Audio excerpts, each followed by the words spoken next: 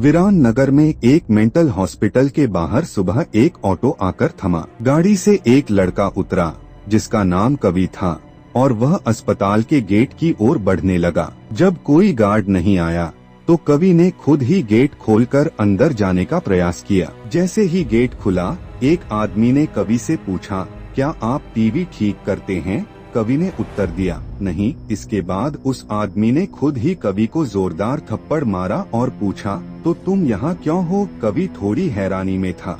थप्पड़ खाने के बाद उसका सिर चकराया, लेकिन वह खुद को संयमित रखकर कहा कि वह नौकरी के लिए आया है।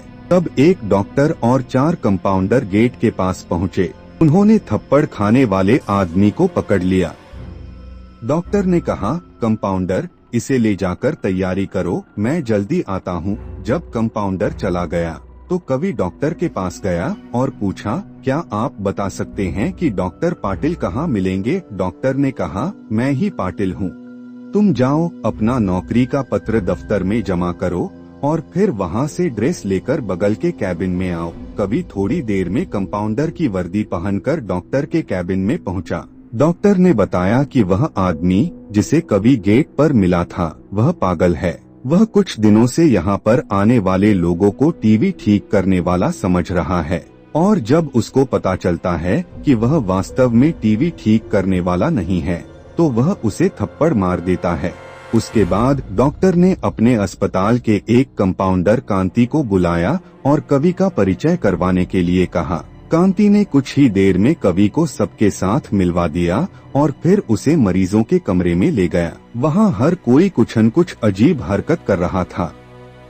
कोई दिल टूटने वाली शायरी सुना रहा था तो कोई फिल्मी संगीत गाते हुए डायलॉग मार रहा था। सभी मरीजों को देखते हुए कांति ने कवि से कहा कि आज के बाद से तुम्हें इन सारी चीजों को झेलना होगा। इतना कहकर कांति वहाँ से चला गया। तभी कवि को पता चला कि उसकी नाइट ड्यूटी थी। दिन के समय आराम करने के बाद कवि रात को मरीजों की देखभाल करने लगा। जैसे ही रात के 12 बजे सभी का चेहरा डर से पीला पड़ गया। हल्ला करने वाले मरीज भी चुपचाप से एक कोने में बैठ गए। यह सब देखकर कवि को बड़ा अजीब लगा।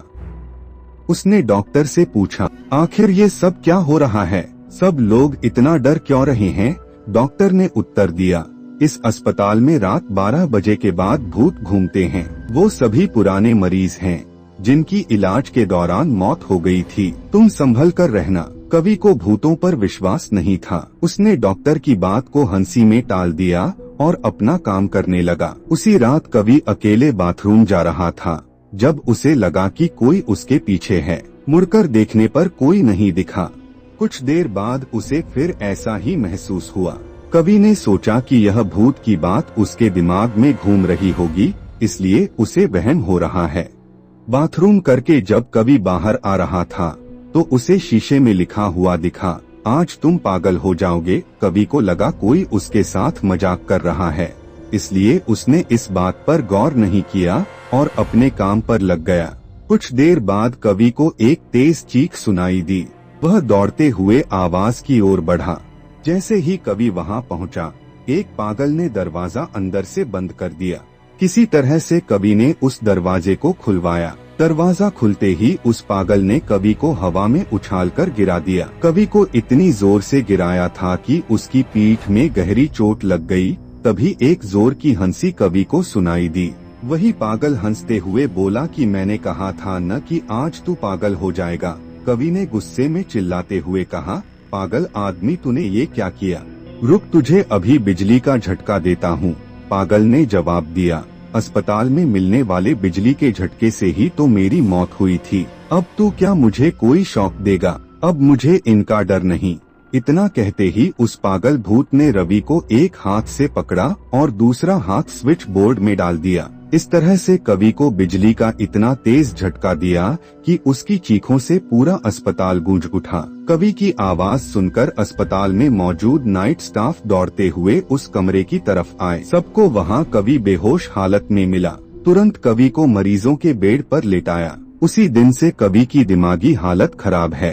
अब कवि अपने आप को उस अस्पताल का डॉक्टर समझने लगा है। अपनी पागल स्थिति और डॉक्टर बनने के वहम के चलते कवि ने ब्लेड से अब तक कई लोगों का पेट काट दिया है।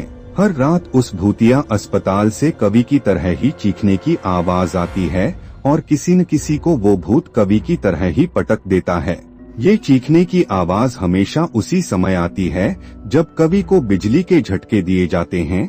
कभी कभी हमारे लिए सामने वाले की चेतावनी को हल्के में लेना खतरनाक हो सकता है। हमेशा सतर्क रहना चाहिए। थोड़ी सी भी सावधानी हटने पर भयानक दुर्घटना घट सकती है। दोस्तों, अगर वीडियो पसंद आई हो तो वीडियो को लाइक शेयर करके हमारे चैनल को सब्सक्राइब भी जरूर कर ले। धन्यवाद।